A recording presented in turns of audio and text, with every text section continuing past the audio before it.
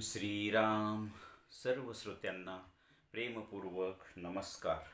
श्रोते हो, आपण स्वामी विद्यानंद यांच्या भावार्थ रामायण संक्षिप्त या ग्रंथाच्या आधारे निर्माण झालेला मला भावलेले भावार्थ रामायण अर्थात आत्मपरायण हा ग्रंथ आपण पाहत आहोत.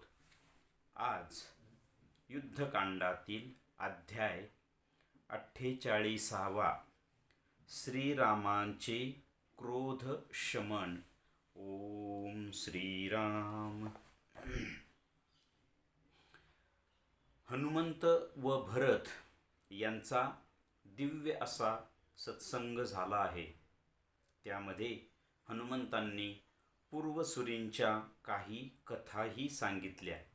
मग हनुमंत एकमेकांना वंदन करून निघतात.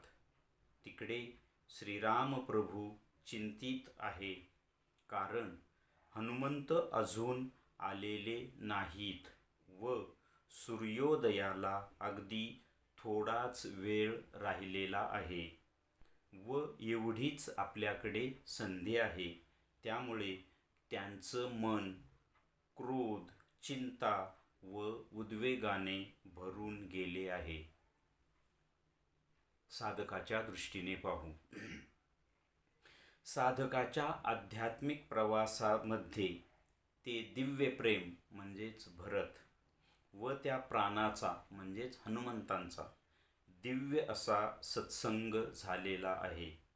त्यामुळे आता तो प्राण दिव्य प्रेममय झाला आहे.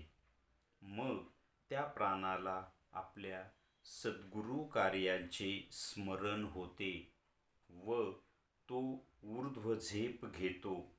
इकडे ते आत्मस्वरूप सद्गुरु म्हणजेच श्रीराम चिंतामग्न आहेत, कारण तो प्राण ती चैतन्य शक्ती म्हणजेच दिव्य औषधी घेऊन अजून उपस्थित झालेला नाही व आपणाकडे अवधी फार थोडा शिल्लक राहिलेला आहे.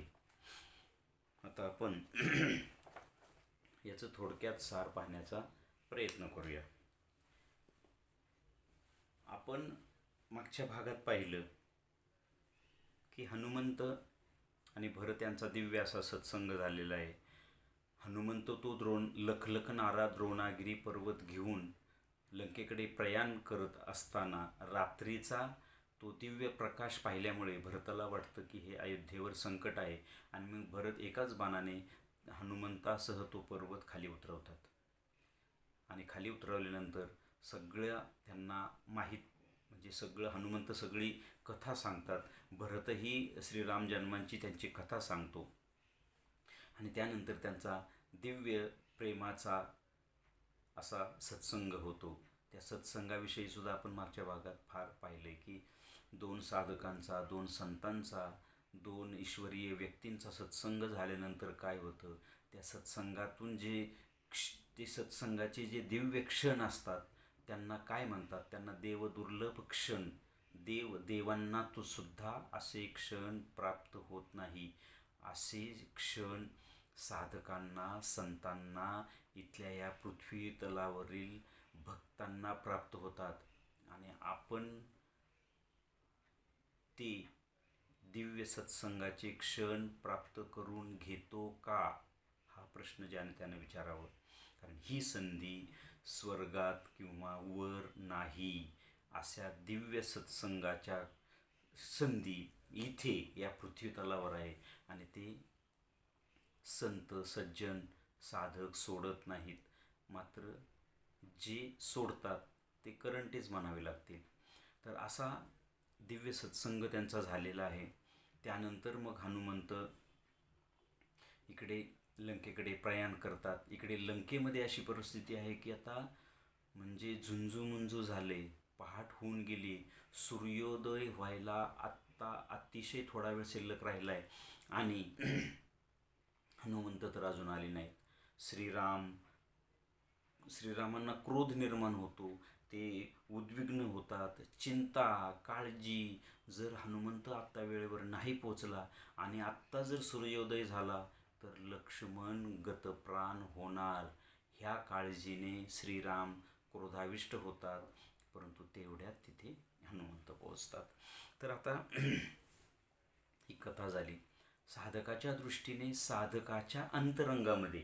आता ही कथा बाहेर, आता भरत आणि हनुमंत ह्या दोन वेगळ्या व्यक्ती आहेत, परंतु साधकाच्या अंतरंगामध्ये साधकाचेच हे घटक आहेत. कोण? साधकाचं समीपता मुक्ती असलेलं दिव्य प्रेम आणि साधकाचा प्राण, हे दोन्हीही घटक साधकाच्या अंतरंगामध्येच आहेत. मात्र ते घटक जर अशुद्ध असतील तर त्यांचा सत्संग होऊ शकत नाही.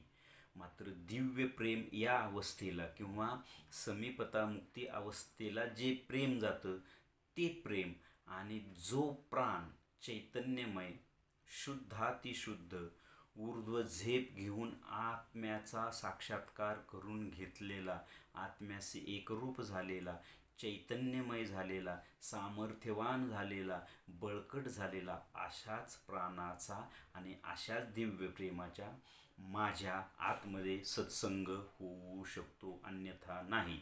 असे सगळं आपल्याजवळच असतं, परंतु असा सत्संग आपण केला आहे का, हा प्रश्न ज्यानं त्यानं स्वतःलाच विचारून पाहायचा. की माझ्या अंतरंगामध्ये मी माझ्या प्राणाचा, माझ्या मनाशी किंवा माझ्या दिव्य प्रेमाशी किंवा माझ्या हृदयाशी किंवा माझ्या विवेकाशी किंवा माझ्या सद्बुद्धीशी किंवा माझ्या सत्कर्माशी किंवा माझ्या सुविचाराशी, असे सगळे अंतरंगात हे घटक आहेत, यांच्याशी आपण सत्संग केला आहे काय, हा प्रश्न आहे. ज्याने त्याने ते शोधावं. आणि मग इथे सत्संग कसा करायचा अंतरंगामध्ये, हा एक प्रश्न उभा राहील ना. चिंतन करायचं.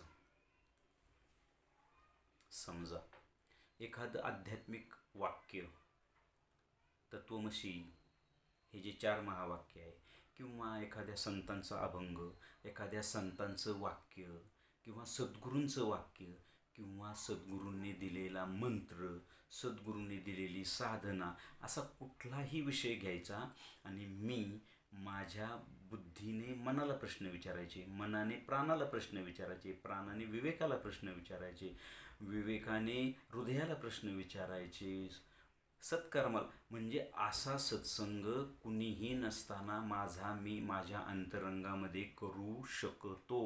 आणि असाच सत्संग इथे साधकाच्या अंतरंगात आता त्या दिव्य प्रेमाचा आणि प्राणाचा तो सत्संग झालेला आहे.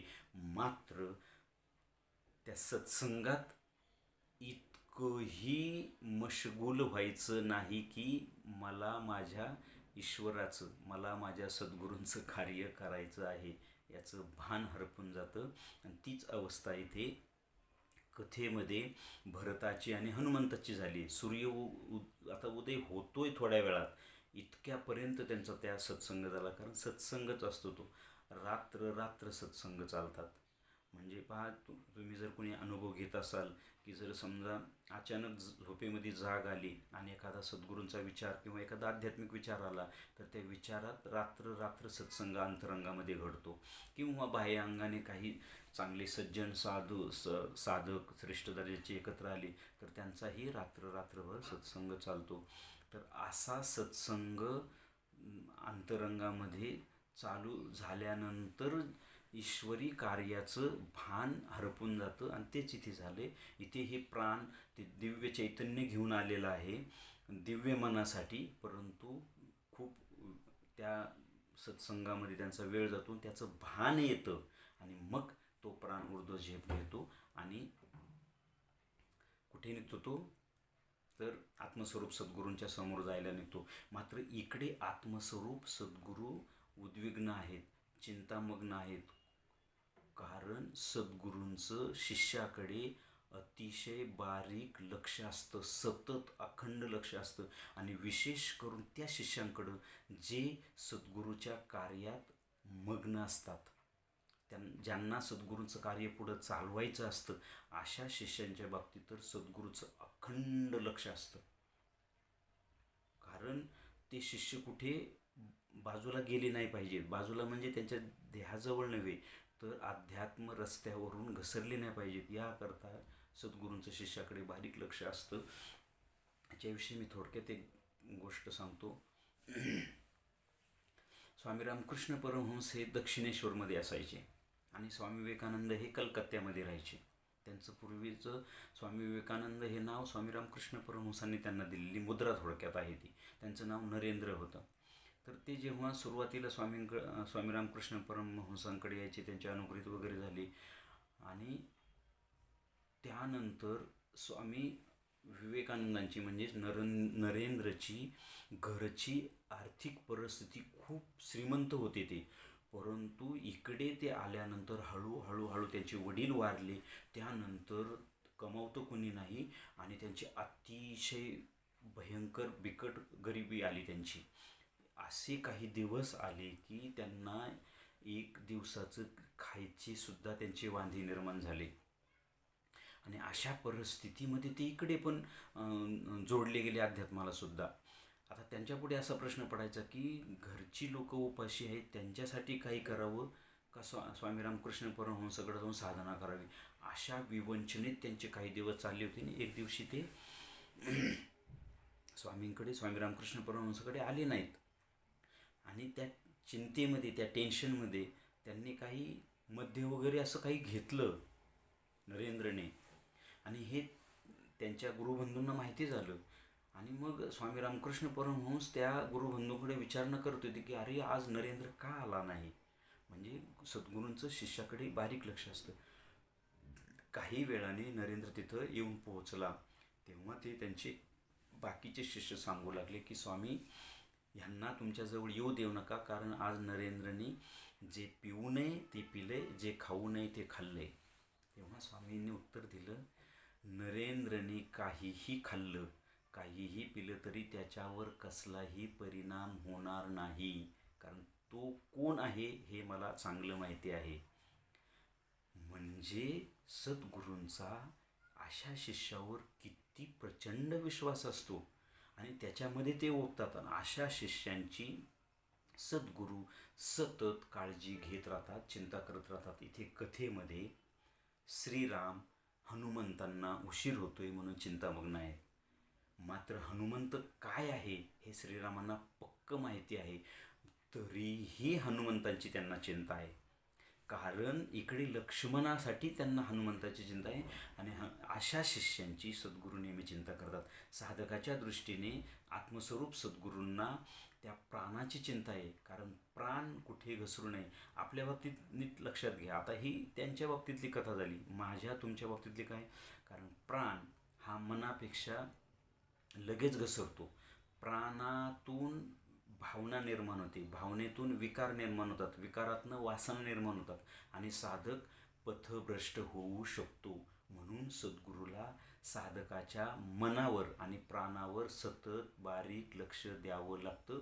आणि सद्गुरू देतात, विशेष करून ज्या शिष्याकडून त्यांना त्यांचं पुढचं ईश्वरीय कार्य, आध्यात्मिक कार्य करून घ्यायचं असतं, अशा शिष्यांकडे तर सद्गुरूंचं बारीक लक्ष असतं. हेच या कथेचं सार असावं असं मला वाटतं. श्रीरामार्पणमस्तु. हरिओम तत्सत. ब्रह्मार्पणमस्तु.